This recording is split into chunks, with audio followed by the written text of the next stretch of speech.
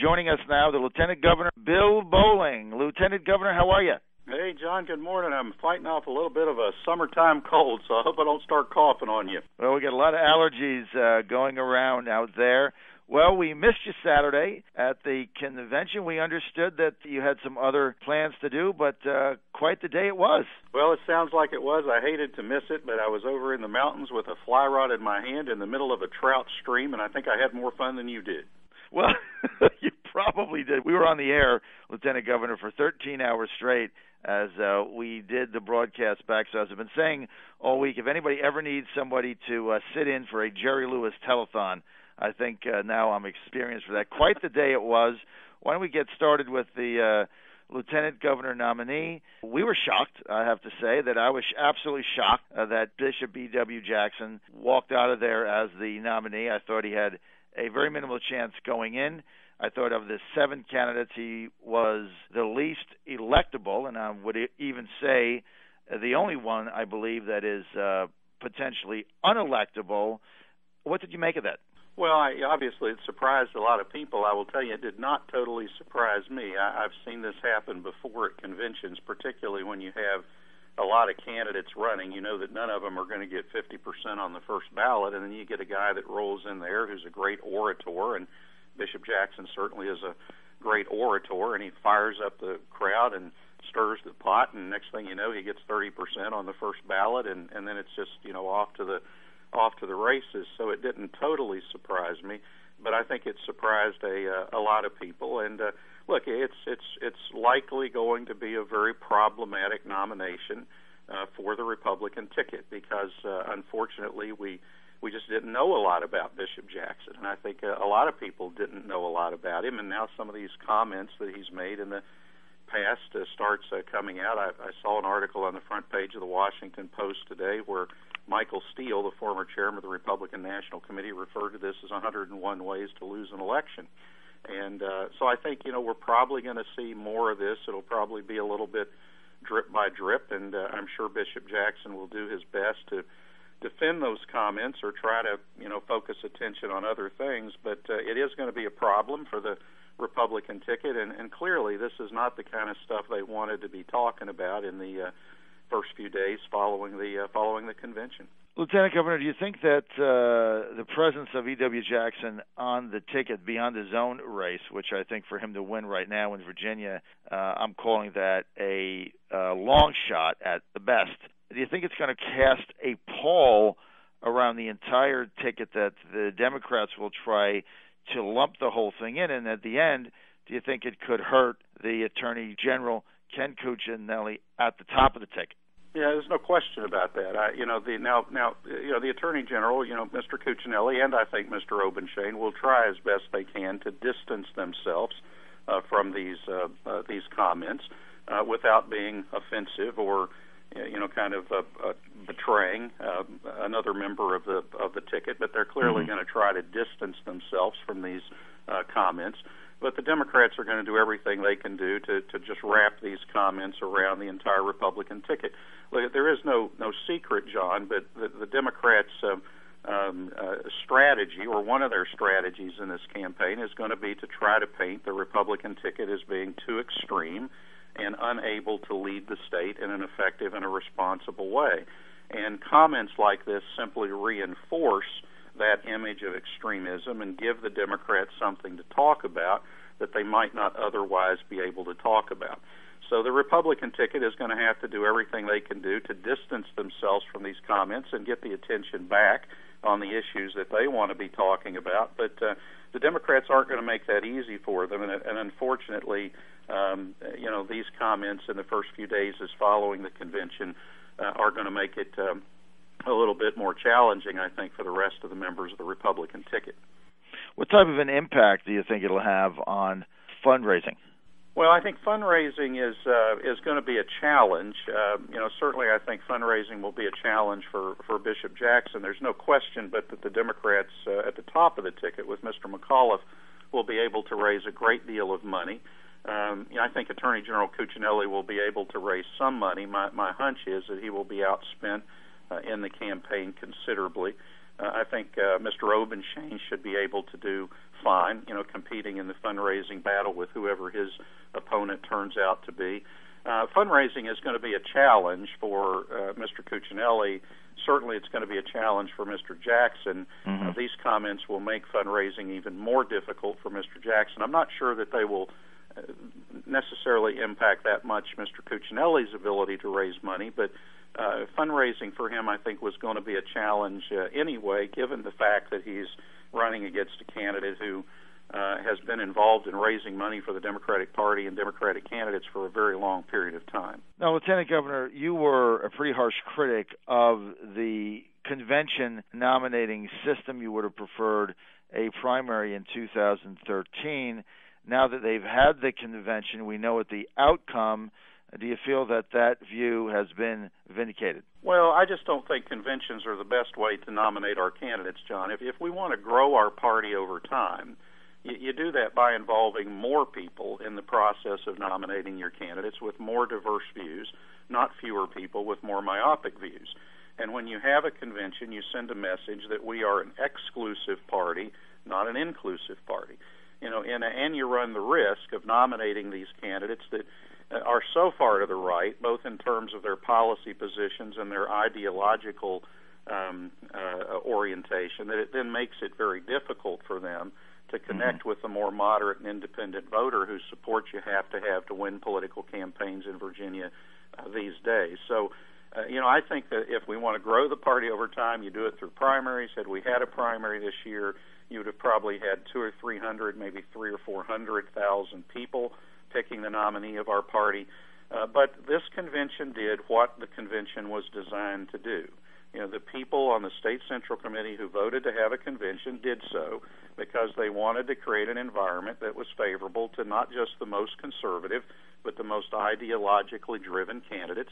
And the convention did what it was intended to do. It nominated the most conservative and ideologically driven ticket possible. So we got out of the convention what the convention was intended to do. I thought it was a mistake at the time. I still think it was a mistake. Unfortunately, we apparently haven't learned much because the State Central Committee has now voted to have another convention in 2014 when we nominate our candidate for the United States Senate, and that almost guarantees that we'll go through this same kind of a process and probably emerge from it with this same kind of a candidate. I think you hit the nail on the head. I mean, when you look at the 2014 Senate race, you want to look ahead, it's going to be Republicans going to have to put up a viable nominee against Mark Warner, who's going to be running for a second term in the U.S. Senate, very popular in a lot of ways, been elected statewide in Virginia now twice. This would be number 3. That's going to be tough to do. My concern with the choice in the lieutenant governor is the rhetorical pitch at with which it's heading. I think is very problematic. We are with Lieutenant Governor Bill Boling of Virginia. He's a Republican. He is not seeking re-election for Lieutenant Governor. This is the John Fredericks Show. Lieutenant Governor, you just started a new PAC called the Virginia Mainstream Project. Can you tell our audience a little bit about what that is and what your objectives are with that, sir? Well, as you know, John, over the course of the past year or so, we've talked many times about the fact that I'm just concerned about the current direction of our party. I'm concerned by the fact that our party is having a harder and harder time reaching out to these more moderate and independent voters whose support we need to win political campaigns in Virginia and lots of other swing states across the country. We particularly are having challenges with some very important demographic groups, women, young people, what I call the changing face of Virginia, growing numbers of Hispanic Virginians and Asian Virginians. So we've just got to do a better job, not just energizing the base of our party, but reaching out to these more moderate and independent voters whose support we need to win elections.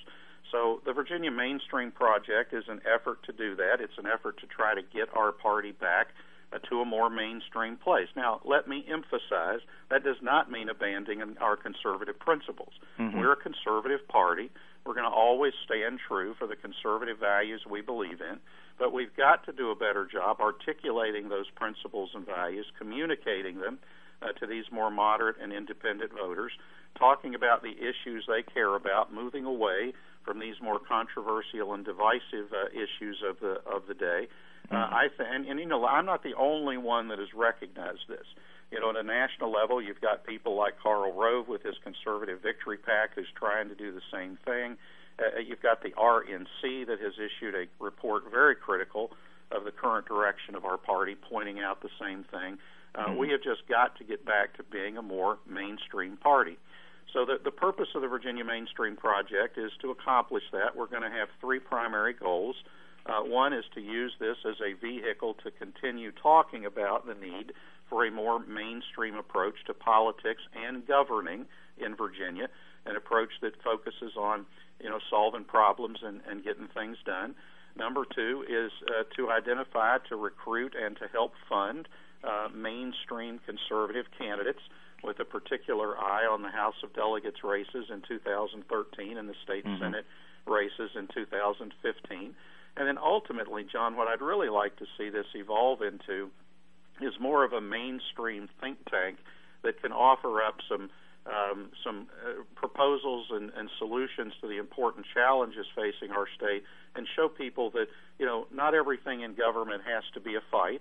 Not everything has to be about these rigid ideologies and polarizing politics, that we can see Republicans and Democrats work together to solve problems and get things done like we've done over the last 40 months on a number of issues in this administration. So, you know, those are the multiple goals of the Virginia Mainstream Project, but at its very core, it is designed to try to get our party back to being a more mainstream party, better able to connect with the more moderate and independent voter who supports you need to win elections, while at the same time encouraging Republicans and Democrats to do a better job working together in a mainstream way to actually solve problems and get things done in government. So how could that organization, Mr. Lieutenant Governor, play a role in changing the opinion of the Republican Party of Virginia Steering Committee so that we can get back to primaries and away from these conventions? I mean, we saw Saturday the outcome. I was telling somebody the other day, Mr. Lieutenant Governor, that if Barry Goldwater was running for Lieutenant Governor in that convention, he'd have gotten whacked on the first ballot and been run out of there as a rhino. So there's no question. But how does it get to the fundamental problem where we can have, like you said, 200,000 or 300,000 Republicans choosing their nominees rather than 8,000? And actually, at the end there, we estimate there were about 4,500 people that actually participated on the final ballot. That represents less than 1% of the normal number of people that would vote in a GOP statewide primary. I think this is problematic. Yeah, it is problematic. And in fact, of course, it was only about half of those that ended up selecting the ultimate nominee. But, you know, John, that's all about the State Central Committee. And unfortunately, what we saw in the spring of 2012 is that the State Central Committee, which is the governing body of the Republican Party of Virginia, was pretty much taken over by the Tea Party groups and the Ron Paul folks. And look, they did a very effective job of doing that, and you know, I give them credit for doing an effective job doing that. But you know, that's what resulted in changing the method of nomination from a primary to a convention. Obviously, they're going to continue doing this because they like the result that these conventions produce. So what we've got to do is regain control of the governing body of the Republican Party of Virginia. And those posts will come up for election over the course of time. And as they do, just one by one, we're going to have to tackle those elections on a district level and try to re-engage more mainstream Republicans in this process. But as long as the State Central Committee of the Republican Party of Virginia continues to be dominated by the forces that are currently dominating it, we're going to continue to see conventions instead of primaries, and we're going to continue to see these kinds of results. And in a long-term basis, I just don't think that's where our Republican Party needs to be. Look, I love the Republican Party. It represents the principles and philosophies of government that I believe in. But I'm engaged in this process because there are principles and values I believe in, but also because I want to win elections and I want to earn the right to lead. Ultimately, that's what this is about. And if we're not winning elections and if we're not earning the right to lead, then we're not accomplishing our that's exactly it. At the end of the day, you have to win. You have to get conservatives elected. Mr. Lieutenant Governor, we're out of time. We got to take off. We're against the clock. We got to go. Lieutenant Governor Bill Boling, John Fredericks Show.